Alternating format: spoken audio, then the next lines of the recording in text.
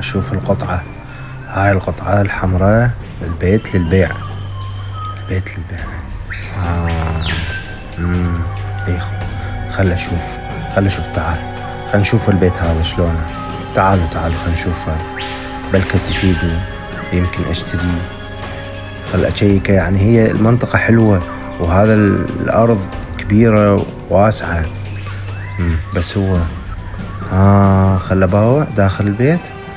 ايه، هو مبين عليه مهجور صار لفترة. زين. ايه بس يعني لازم افكر بالموضوع اكثر واشيكه. خل اخذ لي فرة شوية. الارض كبيرة. ايه شوف كبيرة. هناك خليت سيارتي وهذاك جراج. خل اطق لي فرة داير مدار البيت، اشوف الاساس مالته شلونه.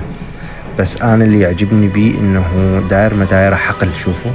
شوفوا الحقل. يعني هذا البيت اذا واحد يرممه، طبعا انا اعرف ارمم بس مو كل الاشياء، اكو اشياء لازم اجيبها شركة.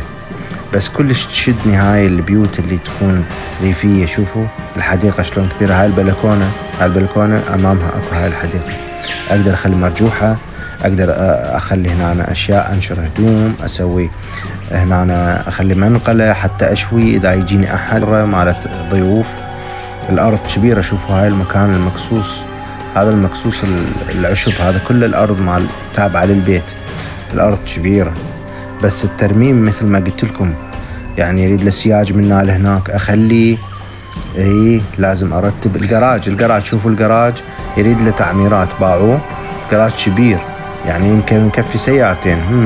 زين.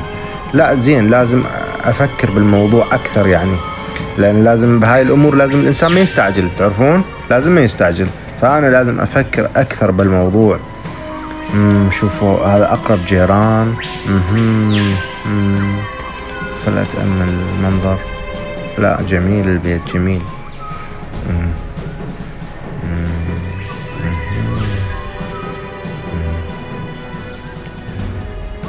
هذا جيران هناك دا يمشي وجلب مالته. تعرفون لازم افكر شوية. البيت حلو بس التفكير والتأني بهاي المواضيع مهم. يعني يمكن غالي شوية راح يكون عليه ترميمه.